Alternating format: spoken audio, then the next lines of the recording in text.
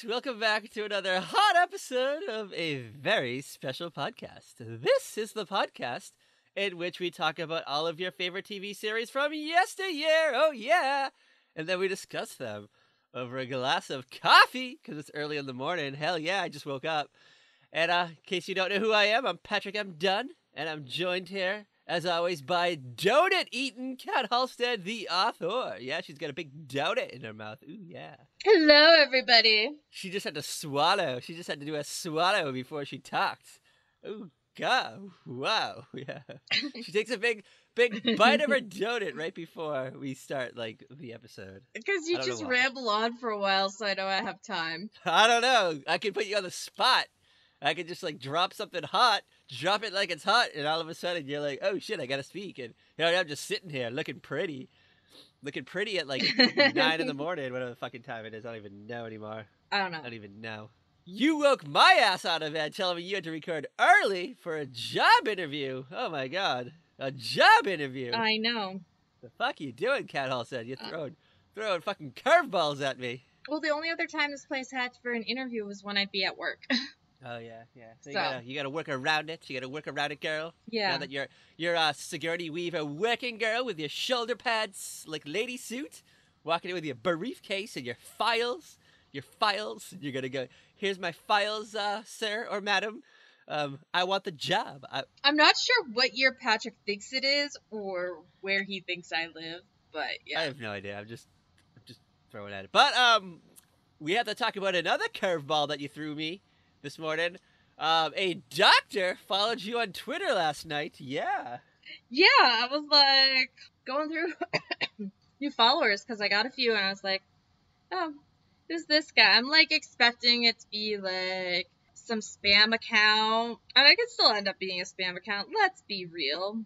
The bio says, I'm a doctor interested in humanitarian AIDS advocacy, and I love children a lot. Smiley face emojis. I don't know. I mean, on one side of the spectrum, I'm excited he's a doctor, but on the other side, I'm I don't know, red flags everywhere all over this. He loves children. He's a humanitarian. Yeah, he only has 3 tweets. I don't know. I want a wild doctor. I don't know, like Doogie Howser-esque, someone who's fresh out of med school. He's young. He's hot. He's ready to take on the world. And in comes Kat Halstead, the author, and he's just not ready for her, but he's just ready to throw his money at you. And that's all we want. We don't want a humanitarian. What?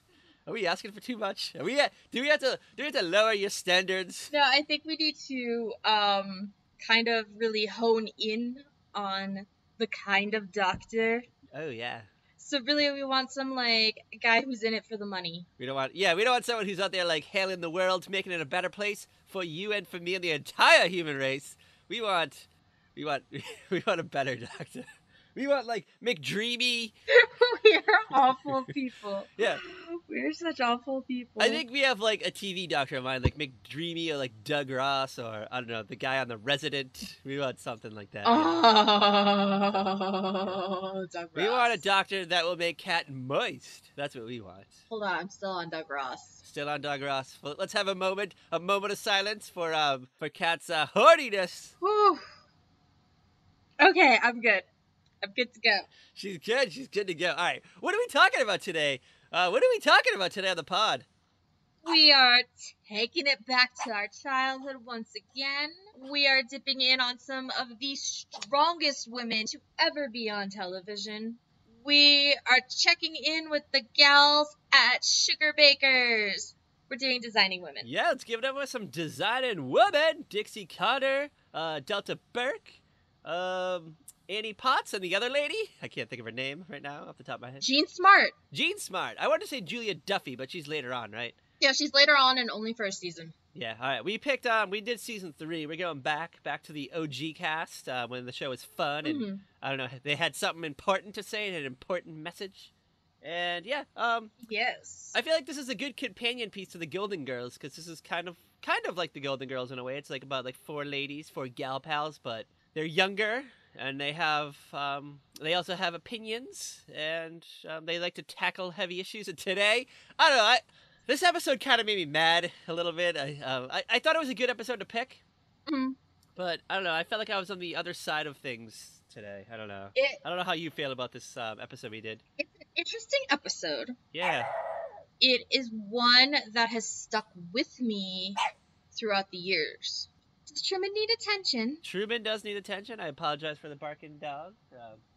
He's in the room with me. I don't know. He doesn't like when doors are closed, so I don't know the door's closed while I record. He's just going to deal with it. .gif. It's all right. It'll be fine. It'll be a good, I don't know, maybe a good ASMR for the people who love dogs out there. All right, so we're doing an episode. It's called Julia Drives Over the First Amendment. Yes. And it's her stance on pornography. Yeah, so I don't know. What an episode to pick. And this was actually the season 3 finale. Did you know that? I did not know that until I watched it and found out it was like the end of season 3. I was like, really? Wow. Yeah, so this episode originally aired on May 22nd, 1989. This episode's almost 30 years old. Ooga. Crazy. Let's pour one out for the designing women. Yeah. All right. So, you want to talk about this hot night of television? Yes. What was on this night of television? This is a wild night of television. I know I say this every week, but this is a wild night of television. It's 1989. We're like probably eight-ish years old at this point. We're in like, I don't know, second grade. Maybe we're 8. Playing Mario Brothers 2 on Nintendo. And, I don't know. No, we're like 7. Probably. I don't know how to do math. You know me. We're 7 at this point because we're going to be 8 starting in August and October. All right. So we're 7. So maybe we're playing Super Mario Brothers 2. Because we're 37 now, and it was 30 years ago, so... Yeah. That's a good way to look at it. It's a good way to put things into perspective. You know me. I suck at math. I'm not a numbers guy. I'm not David Krumholtz solving crime with numbers over here. I'm not a numbers person either. I had to use a calculator the other day at work for something really simple, and I felt so stupid. When someone asked you, like, 2 plus 2, and you're like, no. I don't know, girl. One of the interviewers was trying to, like, figure something out, and it wasn't making sense, and I was like, hold on, I need a calculator. I don't know. You used to see me at, like, a restaurant. Just so I can, like, double check it. Me at a restaurant trying to figure out how to tip. I'm here for, like, 20 minutes. Like, I gotta, like, know the prices ahead of time and, like, what the total's gonna be, like, an hour before the check comes. I'm like, can you just, like, tally this up for me as the night goes so I can just figure out my tip? Because otherwise I'm gonna be here all night trying to figure out how to tip you. And they're like, sorry, no kid. $1 for every $5 you spend. All right, if you say so. But I don't even that gets confusing because then I got to try to figure that out too. I got to try to figure that out. I don't know. That's why I need to go with smart people. I only go to restaurants with smart people so I can figure it out. That's why I need a doctor. I don't know. Sometimes doctors might not be good at math. They might be good at I don't know, medicine, but not math. Dude, don't you need math for medicine? Yeah, the nurses do all that shit. Well, damn. I don't know. What do I know? All right, you want to talk about ABC? You want to get into the alphabet? See what the old ABC? Yeah, what was on ABC? All right, we get to spend the 8 o'clock hour with MacGyver. Yeah, MacGyver. Okay. Richard Dean Anderson as the titular character who can turn anything into a weapon. Mm-hmm. Paperclip. I don't know, like a can of air, like that cleans off desk. He can make like a rocket launcher out of that, probably. I don't know. What can't MacGyver do? Remember we used to say we were going to MacGyver something, and now everybody says I'm going to hack this? I miss those days. That's how you find out how old somebody is, because they start talking about MacGyver, and you're like, oh yeah, like we're probably the same age or older. Mm-hmm. Now people just say life hack. Mm-hmm. They say life hack. When someone says life hack, you're a millennial. Get out of my face, girl. Get out of my face. Bye-bye, my little millennials. Bye-bye. Maybe we thought like MacGyver 2.0 would usher in like a new generation of people saying we're going to MacGyver this, but no. I don't know. The new MacGyver is just like a flash in the pan. We don't no one knows who he is. Yeah, I couldn't like point him out from a lineup or anything.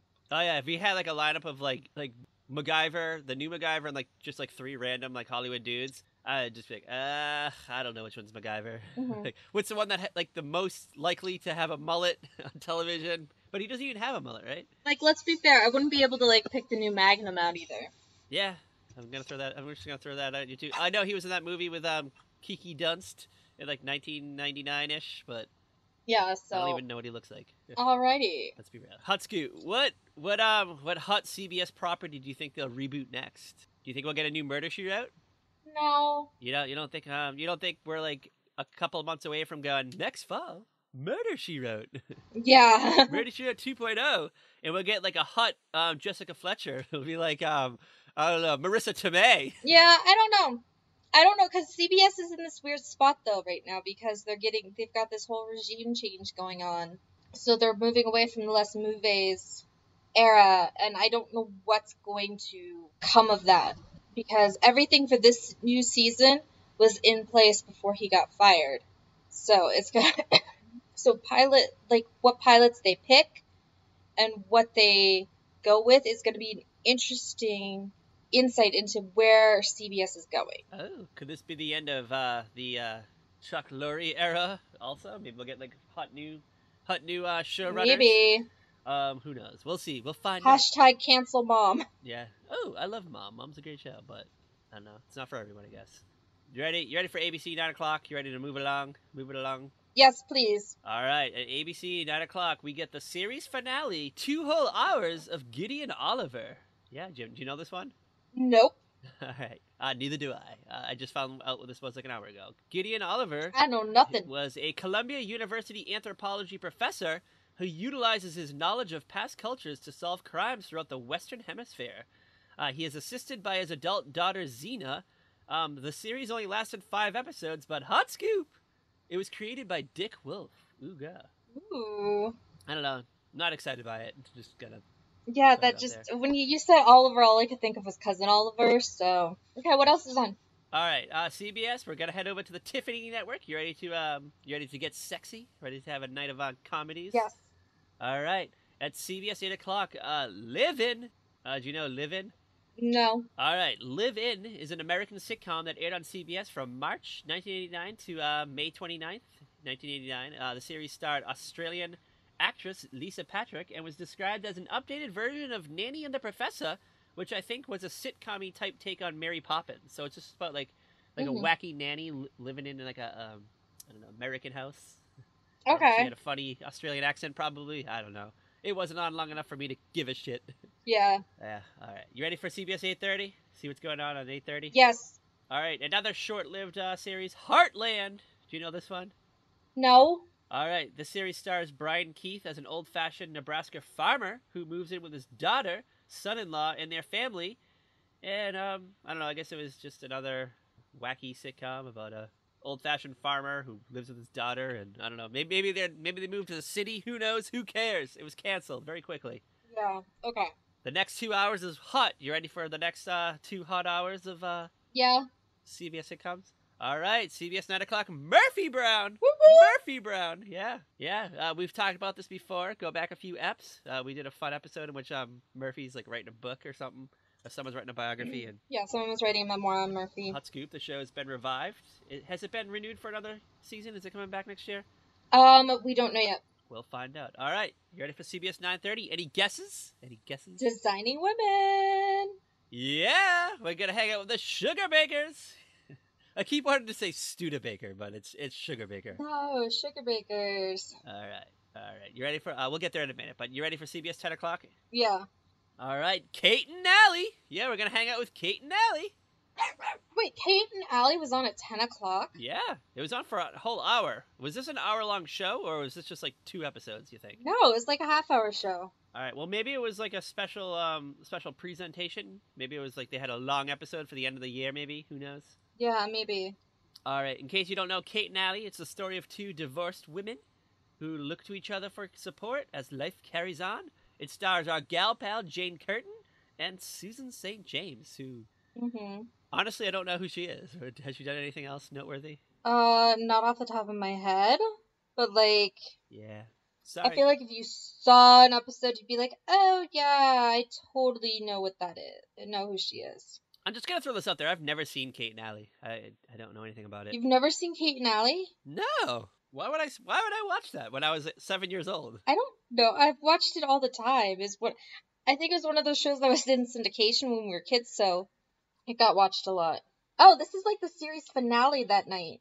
Oh, this is the last one ever? Allie's and Kate's wishes are granted in their dreams. Good for them. It's called What a Wonderful Episode. So glad for them. So glad they got their dreams fulfilled in their dreams. So yes. I don't know. Who knows? All right.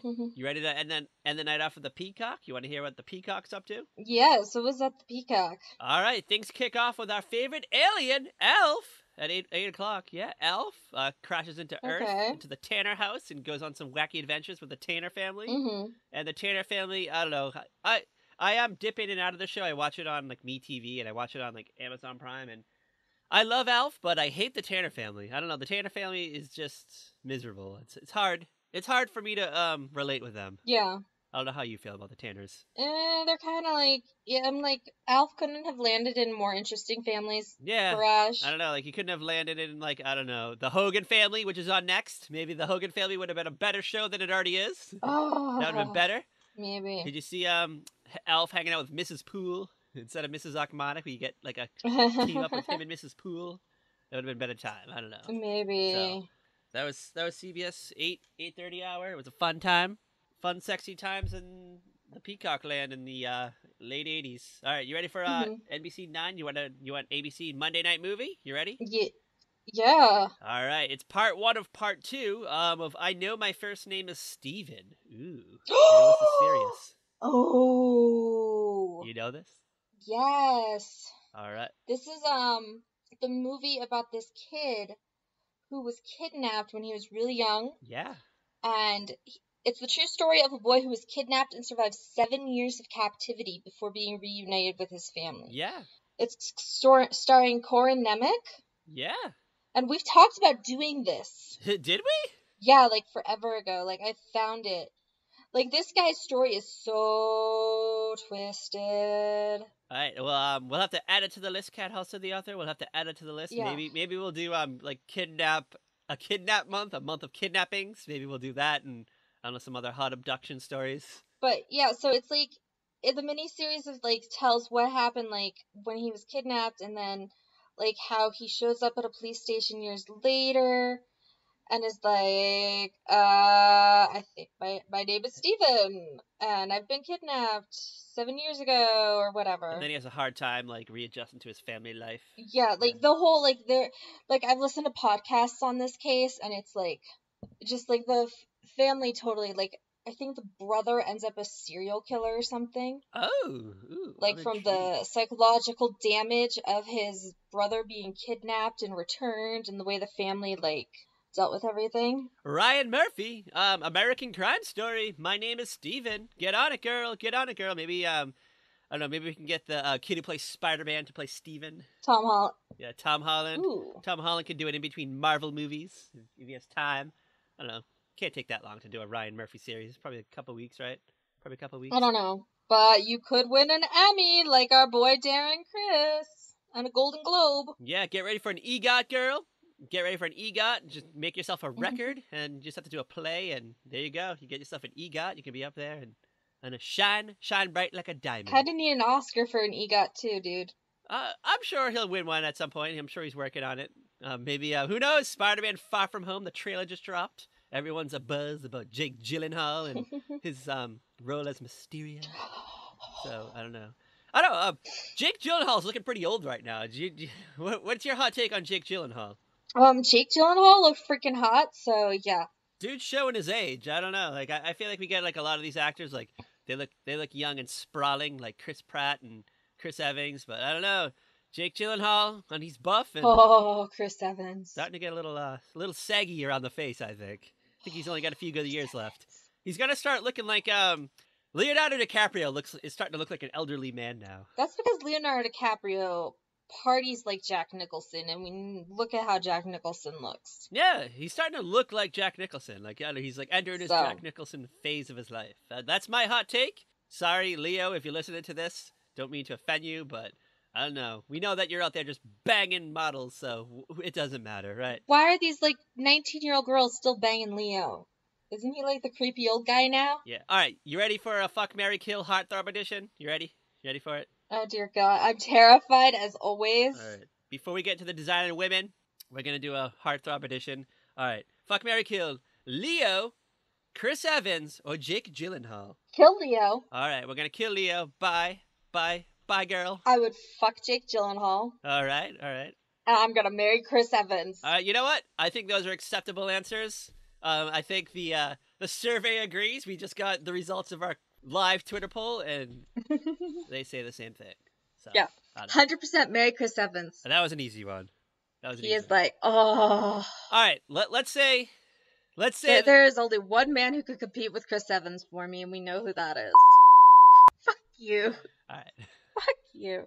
I'm gonna throw a twist in here. What if this was like Titanic era Leo? Like, would the list still be the same? If it was like Titanic era Leo, I would probably swap him and Jake Gyllenhaal. All right, okay. Acceptable answer.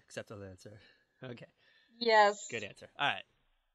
You ready? You ready to get into Designing Women? You ready to run over the First Amendment? You ready to just like throw it at the wall and just piss all over it like Calvin and Hobbes sticker on the back of a, I don't know, a Ford truck?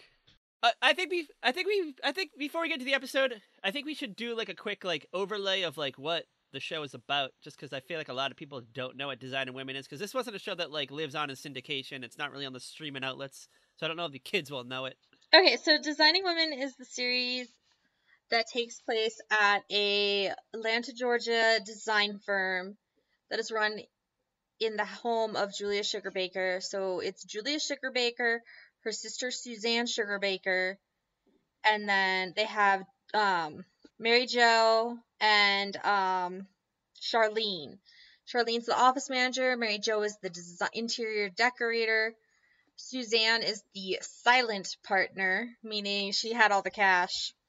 And then it's Julia's company. And they have like an intern, like a student intern, Anthony. Like he's kind of like he's their manual labor guy, yeah. Yeah, like, I don't know, when they need him to like they send him to go like fetch supplies or go get the mail or something. Yeah, like he's the errand guy. He like loads up the van. He drives them around if they're like going to a client's house or something, and they need to bring samples. He'll load them up in the van. So they're interior decorators, right? Yes. All right. Honestly, I was just gonna throw this out there. I don't think I ever knew what they did, I feel like because they just seem like they just babble. It does feel like they just kind of hang around this house. And they live there? Well, Julia lives in the house. Okay. And then Suzanne has like a mansion because she's married a bunch of rich guys and has a lot of money. Mary Jo's divorced, has 2 kids. Charlene's like the single one who eventually marries a pilot or something. So, and Julia's a widow. They're very strong. They have strong feminist values. They believe in the power of women. Mm-hmm. The show always gets into like heavy issues of the time. I think there's like an episode about like AIDS that's very popular. They tackle race. They tackle a lot of things. Yeah. And in tonight's episode, Julia Sugarbaker takes on pornography. Yeah, pornography. So yes. So I guess there's like a magazine stand that's like next door to the I don't know, their office. Yeah, like okay, so like down the street, not that far away, like it's probably like maybe like a couple houses away, there's like a brand new newsstand that just opened up, and the proprietor has been given like this promotional poster by one of like the more adult magazines that he carries, and he decides to prominently display it like where everybody can see it. Which, okay, now, do I think you totally have the right to display this if you want? Yes.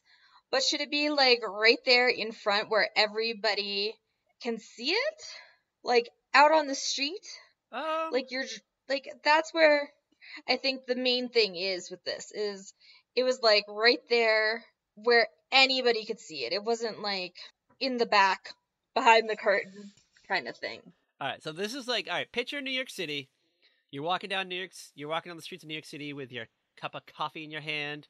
I don't know, you're heading off to the 30 Rock office. You know, you work for Liz Lemon, and you walk by an old-fashioned like newsstand, and it's just like that little like cart, that little outside cart, and there's just like a wall of magazines. There's a dude standing behind the cash register. Mm-hmm. That's the type of newsstand it was. It's just like it was outside. It wasn't like in a building, so. It's just kind of wild that... Yeah, but it was also, like, brick. Yeah, I don't know, it's weird. It was an interesting setup. Yeah, because it was, like, on the side of a brick wall, like a big brick building. Yeah. So, you know that it was a sturdy building. It was a sturdy building, a sturdy pile of rocks. Yeah. And so I'm just trying to think of, like where would you put this poster? That was what I was thinking. Like, was... I feel like it had to have been some sort of, like, fold-out display kind of thing. You know, those, Okay. angled things, easel like displays that people put outside restaurants and write on chalk or whatever. Oh, yeah. Like, I feel like it's that kind of thing. Like, today's specials are this new hot issue of Jugs. With this, like, mostly naked lady, like, pretty... Like, we don't even know exactly how naked she is, because, of course, we don't see it, but... Yeah, we don't see it. It sounds pretty scandalous. So what happens is the whole gang's in the living room, minus Julia, because she's out and about. And they're all, like, talking about, oh, my God, did you see that poster that was at the newsstand next door? And they're like, oh, it's so sickening. And they're all doing this thing like, well, you know, like, I understand why there's porno mags. Like, I'm not against porno mags. I do believe in the First Amendment, but I'm wildly upset that this poster's there. And they're all just like, oh, my God, I can only imagine what Julia Sugarbaker will do. Like, our elder. Yeah, like, how livid Julia's gonna be, how loud she's gonna be about, because Julia will rant. Yeah, she's very outspoken. When Julia's upset, she will let you know. And she does let us know, because we hear the sound of an automobile crashing. Yes. We just hear that, like, classic, like, sitcom noise, and they're all like, oh my God, what was that? So they run outside to, like, see what was going on, and they see Julia Sugarbaker's car, like, smashed into the newsstand. Yes. She's standing outside the car talking to the newsstand owner, and she's spelling her last name. She's like, that's Sugarbaker. Sugarbaker. And they're, like, exchanging insurance information. And the other gals are like, oh my God, what the fuck just happened? Like, what's going on? Yeah. And she's like, I was appalled. I was driving by this newsstand, and I saw this half-naked lady, like, bent over with, like, tassels covering her nipples, and she had, like, whips and chains in her hand, and, oh my God, I was so offended. So she's like, the only thing, I just knee-jerk reaction, and I just decided to smash into the poster to put it out of his existence. I don't know, they're all like, well, all right, Julie, like, we need to go back. We need to go. Let's take her home. So I don't know. What do they tow the car or something? Like, the car looks like it was okay. Like, surprisingly. Like, I think there was like $600 worth of damage between the car and like the newsstand. Yeah. Well, she had to write a check for $610 to the store clerk. Yeah, because I think she like destroyed some magazines and stuff. Yeah, probably like broke out, like, I don't know, like one of his library walls or whatever you want to call it. Yeah. Everything's just crushed. His newsstand dreams are crushed. But like, a part of me is like, you know what? He's out of more than that, because he's gonna have to repair this shit. He's gonna have to buy more magazines. I don't know. His kids are not gonna be able to eat. Exactly. His kids are gonna starve and not gonna be able to eat their grits in the morning. So, I don't know. I'm surprised it was just $600. I mean, but also it's 1989, so. That is true.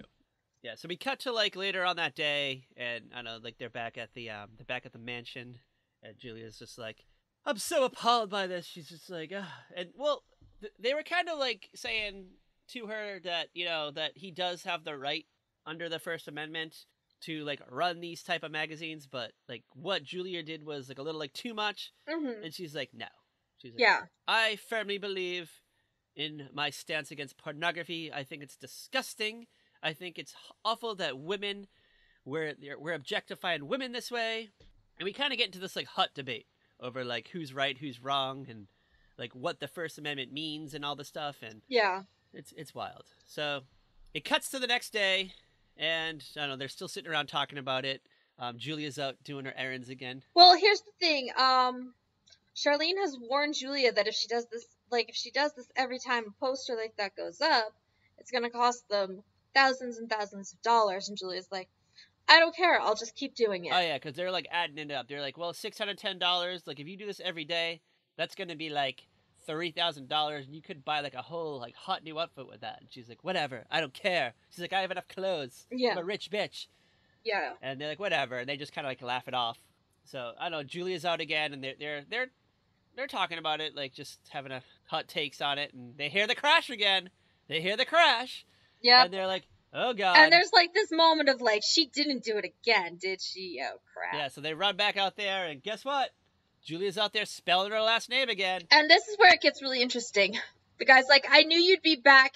Here's a notice from my lawyer. Oh, yeah. But so Julia's like, how much was the check again? $610? And he's like, no, it's $10 million. Yeah. And she's like, what? And he's like, here's my notice from my lawyer. You've been slapped with a lawsuit. It gets a little confusing here. So this is where the episode just has, like, a weird twist to it. So the newsstand guy is suing her, and also the lady who runs the porn magazine. Yeah, a lady who runs the porn magazine. Yeah, so I think this guy like contacted her so that he could get backed up. Oh yeah.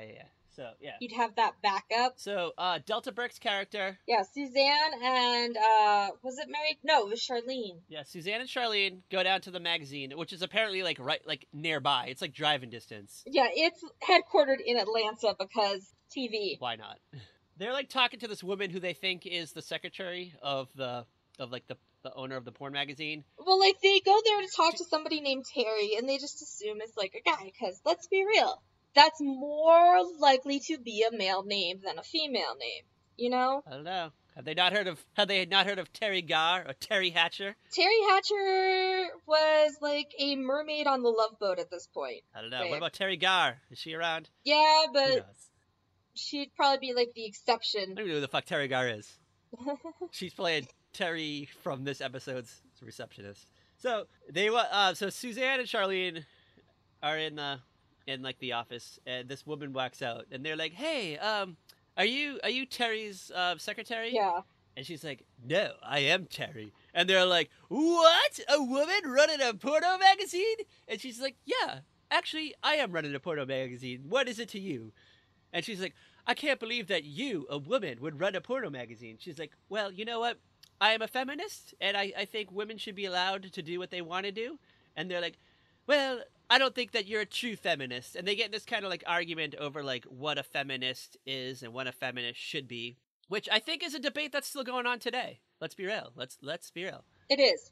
Yeah, it's still a debate today. Like, what makes you a feminist? Like, you get some people who say you have to be this way, you have to believe this, you can't want certain things and call yourself a feminist. So I'm just gonna throw this out here. I'm on the side of Terry the porn slewer. I don't know. That I just felt like she was right. Like I just like why can't she make porn magazines, and why can't they be at this newsstand? Yeah, I'm kind of like watching it now. Like in the past, I was like, oh yeah, go Julia, take down the awful porn industry. But now I'm kind of like they have a right to make their magazines. I think they should be advertised with that kind of advertisement, like, yeah, I don't know, where Julia can run over them? Maybe not. But that could also just be the newsstand guy isn't just a jackass and is like, I'm going to put this out here for the world to see. That might not have been the intended advertisement spot for that they, you know what I mean? Yeah, and then another part of me is like, why is this just like a civil trial? Like, why is this not a criminal case? Like, Julia, like, willingly smashed into this newsstand. She, like, did damage, property damage. She could have killed somebody. Like, this should have been, like a criminal act. This should have been, like, I don't know, she should have, like, done, like, hard time. Like, I don't know.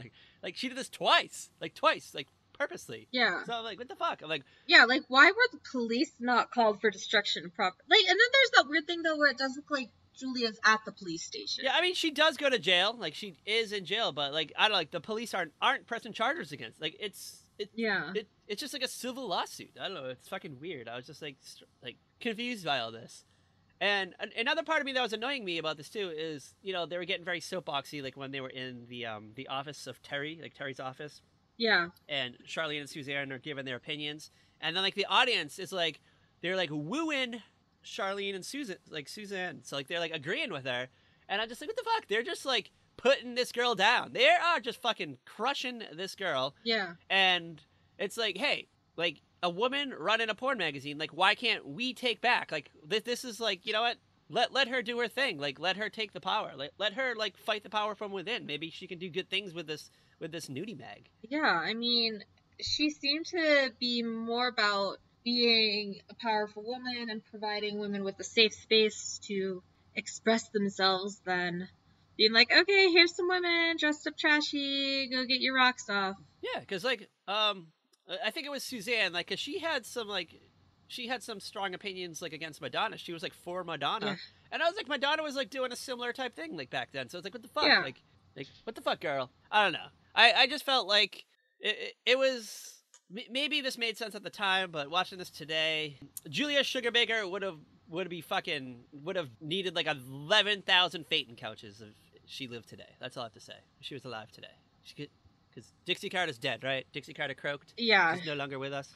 Yes, Dixie Carter is no longer with us. Yeah, she went on Desperate Housewives, and I don't know, maybe that show was just too much for her. Oh my. Julia Sugarbaker couldn't handle the Desperate Housewives. She couldn't handle their philandering and their fun and their, I don't know, their murdering ways. Oh, Patrick. So Terry then decides, you know what, I'm going to go visit Julia Sugarbaker. I'm going to speak with her directly. And they kind of have, they have a very interesting conversation. Mm-hmm. Julia accuses Terry of not being a real feminist, which, that kind of pissed me off too. I was like, what the fuck, Julia? What the fuck? It's that whole, to be a feminist, you have to fit into this box. You cannot fit into this other box or want something from over here, which we still deal with today. It's ridiculous. You can't be a feminist and read romance novels. You can't be a feminist and watch soap operas, according to some people. You can't be a feminist and bleach your hair, kind of thing. This is how ridiculous it can be. And Julia was also defending the First Amendment. She said that it was written by the government for, political reasons and not for, people just to say or do whatever they want. She didn't believe that a magazine can protect itself and hide behind the First Amendment. She's like, this is for the government. This is for the government's use only. And she was appalled at that idea, and that was pretty annoying too. I don't know. I'm just going to throw that out there. Yeah. But regardless, Terry was like, you know what? I'm just going to drop the lawsuit. She's like, I don't feel like dealing with this petty bitch. I'm just going to move on with my life. I'm just going to sell my magazines. As one last final fuck you to the Sugarbakers, she throws that poster back outside the newsstand. And guess what? Julia Sugarbaker runs into it again. That fucking bitch. She does it again. Yeah. What the fuck? Girl did not learn her lesson. She could have been, her fortune. She did not at all. No. And you know what? The final one was, done for, it was, done for, laughs and as, a big fuck you to the porn industry. And I was like, and the episode ends at that point. And I'm like, what the fuck? I'm like, there was no lesson learned here. Nothing. She learned nothing. And what happened? No, we don't know. The season ended. They probably came back in season 4 and they probably had some, new topics to deal with. They were now, entering the 90s. So who knows? Yeah, I would like to believe that this guy just got fed up and moved his newsstand somewhere else. Yeah. He's like, you know what? Or finally stopped putting those ads right out in front where Julia could run them over. Maybe he made a little curtained off area, a little curtained area where the men can go in and look at them in private, which is weird. It's a weird fucking thing.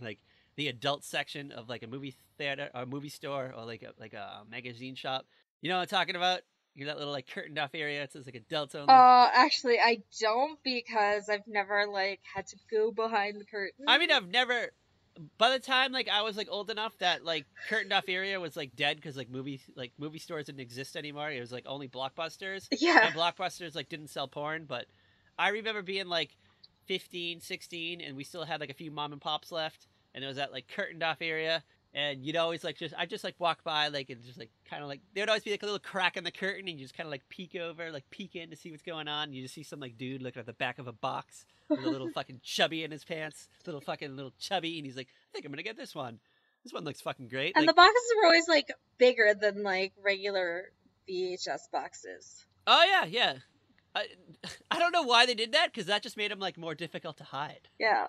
You ready for porn store corner? Have you been to a porn store? Have you actually been into an adult shop, an adult video shop? An adult store? Yeah. So I remember being it might have been my 18th birthday, and the first thing you do is you buy a pack of cigarettes and you go to the fucking porn store and buy yourself. You load up on your fucking porn stash. You start building your library, and the first thing you do is you throw away the box because there's no way you can fucking hide that box anywhere in your fucking house without anyone seeing it because those boxes were fucking huge. Yeah. Quote Donald Trump, it's huge. And you go to the gas station, you throw the box in that fucking brown paper bag that you throw that box away, and then you get Tom Cruise Mission Impossible VHS and you put the tape in there and just hope no one in your family wants to watch Mission Impossible. That's what you do. Yeah. So that's my porn corner. You don't bring that box home, but they're there. So you're saying you have a collection of porn at home? When I was 18, I did. You don't buy porn now. Now it's just on the internet. Yeah. Not Tumblr, though. Not Tumblr. Tumblr will get you for, shirtless gifs of soap opera actors and be like, this is inappropriate. And you're like, really? Really? Oh, yeah. I don't use Tumblr that often, but I'll hop in every now and then. And, I don't know, like a listicle that I made like 8 years ago Mm-hmm. is flagged, and there was like a picture of a girl with like acne, and it got like flagged. I'm like, what the fuck? I was like, Tumblr thinks acne's porn. They're not into acne. What the fuck? Yeah. What's going on, Tumblr? Tumblr just like, I don't know, final nail in the coffin. Tumblr will be gone within a year. That's my Well, that's because Tumblr doesn't actually deal with the problem. If Designing Women was out today, there'd be a hot episode of them versus I don't know, Tumblr maybe. Who knows? Well, here's the thing. They're working on a new Designing Women. Oh, they are. Yes. I haven't heard anything for a while. Is it a continuation, or is it going to be like a whole like hot new cast? I think a hot new cast. Okay, so they're like one day at a time in it. Yeah. All these new people will probably like be a diverse cast. Maybe. I'm thinking. Oh, it is being developed by Linda Bloodworth Thomason, who created the original series. It'll be interesting to hear what she's up to today. Like, what are her hot thoughts are today? Maybe she'll revisit this episode. But I haven't really heard anything lately. My idea for it though would be to do it. If you're gonna do it now, you maybe have to have some sort of lifestyle vloggers in there to make it a little more relevant to today, because you go on YouTube and there are all kinds of people who do design. You have housewives, you have young girls who are finding their style and all that stuff. So I feel like you'd have to have that element. Yeah, I can picture Julia Sugarbaker of today being like Gwyneth Paltrow's Goop, maybe I don't know, maybe there's a Goop type, maybe the Sugarbakers are the new Goop. Yeah, something like that, kind of. And it's you want to remodel your home to look like Gwyneth Paltrow's bachelorette pad. Here you go. This is what you got to do. These are the You know she's married now, right? Who the fuck is she married to? Brad Falchuk. Who the fuck is Brad Falchuk? One of the producers of Glee. I don't know. She moves quickly. I can't. Why do you think she was on Glee? I can't keep up with her. I don't know. She's 1 minute she's married to fucking the guy from Coldplay. They have fucking a baby named Apple. And I don't know. Then all of a sudden she's fucking remarried? What? It's not that all of a sudden. I don't know. Besides, Chris Martin's dated around. I mean, he dated Jennifer Lawrence. I don't really follow Gwyneth Paltrow that much. I just know she runs Goop. That she was married to Chris Martin from Coldplay. And that she has a daughter named Apple. Okay, hold on. She does shitty movies. Let's be real, her movies aren't that great. This is a headline from CNN from 5 days ago. Gwyneth Paltrow's ex-husband came along on her honeymoon. What? Apparently, conscious uncoupling extends to life post-divorce. Gwyneth Paltrow shared during an appearance on Live with Kelly and Ryan on Wednesday that her ex-husband, Coldplay frontman Chris Martin, came along with her on her recent honeymoon with new husband Brad Falchuk. What? Gwyneth Paltrow just needs to go. Not a gal pal, by the way. They brought all the kids too. You know what? I could see I could see Chris Martin being the best man at the wedding. That's just the world we live in now. Hollywood types are weird, man. What do they call it? Uncoupling? They called it conscious uncoupling. Oh, is that the new slogan, the new tag for this? Mm-hmm. All the young kids are gonna be out there now doing conscious uncoupling. So what's that you just you break off with your significant other and then but you're still you're still a couple but not sexually active with each other? Is that the whole? I don't know. They've decided they're consciously not being a couple. I don't know. This sounds like a sitcom. This sounds like a Chuck Lorre sitcom. Let's be real. It does sound like a really weird sitcom. Maybe we live in a sitcom now. Who knows? Maybe we're in a Chuck Lorre sitcom in which Gwyneth Paltrow, Chris Martin, and Brad Falchuk all live together. They're raising their family together, going on honeymoons together, and running an empire, a fashion blog, lifestyle blog empire. That's the world we live in. Maybe. We're just extras in this world. That's all we are. Conspiracy Corner. Yeah, we're just extras. We don't matter. We're just the audio clips that play over in the background when Gwyneth Paltrow's listening to a podcast. We're just waiting for someone to click Netflix on our Bandersnatch life. Yeah. Should Gwyneth Paltrow listen to a very special podcast? Yes, she should. And this is what they get. We're the podcast within the sitcom world. Like sands through the hourglass, we are the days of their lives. Do you have any last minute hot takes on Designing Women or this episode or pornography in general or Tumblr or Gwyneth Paltrow? or MacGyver. I love Designing Women. You should go Google it on Dailymotion and watch it if you've never watched it. Fascinating look at the world. It is airing on some like random TV channel, like FETV. It's something I don't get though, so I don't know. I don't know if your local cable company has it. Yeah. Go for it. If not, just I don't know. Like I think like a majority of the episodes are on Dailymotion. The qualities are good on some and not so great on other episodes. I did watch a couple other episodes because I'm gonna be real. I didn't really watch the show that much, but I just wanted to get a feel for it before we talked about it. And I don't know, some of the episodes are kind of boring. I'm just gonna throw that out there. But I was watching some later season ones, the ones with Julia Duffy. And yeah, those aren't as good. yeah, I love me some Julia Duffy, but not quite for it, I guess. I don't know. Who knows? Who cares? Yeah, it just wasn't so hot. Shall we talk about what we're doing next week? I'm excited about this one. We've been talking about doing this one for a while. Yes. Do you know? Do you actually know this week? Do you know? Oh crap! I have blanked on it, and my planner's over there in my purse across the room. Why do I do this to myself every time? All right, we're leaving the 80s. The last 2 weeks we were strictly 80s. We're gonna head back into the 90s, and we're gonna do a show that it's very critically acclaimed. It was never quite the ratings hit. It was on for a significant amount of time, and disaster struck the show, which really kind of put a monkey wrench in the show. Oh, we're gonna do. Sorry, I just realized what we're doing again. We're going back to Must See TV. Yeah, we're gonna do News Radio. Yeah, shout out to News Radio. R.I.P. Phil Hartman. Hello, Joe Rogan's on this. Dave Foley, is that his name? Dave Foley. Yes. Yeah, Dave Foley. A lot of other great people. A lot of great cast and crew. It's a great show, Wild Times. So we're definitely going to do a Phil Hartman era episode, I think. I was never really a fan of the John Lovittiers. Oh my god, I'm so excited. This is like one of my absolute favorite shows of all time. I don't know. Maybe you want to do first season? You want to go back to the... I have the whole series on DVD. I've watched it multiple times. You want to do a first season episode? Let's do a season 2. Oh, okay. Is that when it found its groove? I think so, yeah. We'll get wild. We'll get wild with the cast and crew. Mm-hmm. All right, where can you follow us, Kat Hulsa, the author? Where can you follow our wild adventures? You can follow us on Twitter at Very Podcast. You can follow us on Tumblr, Instagram, Facebook at A Very Special Podcast. Do not accept imitations. You can search for us on YouTube, Spotify, iTunes by looking up A Very Special Podcast.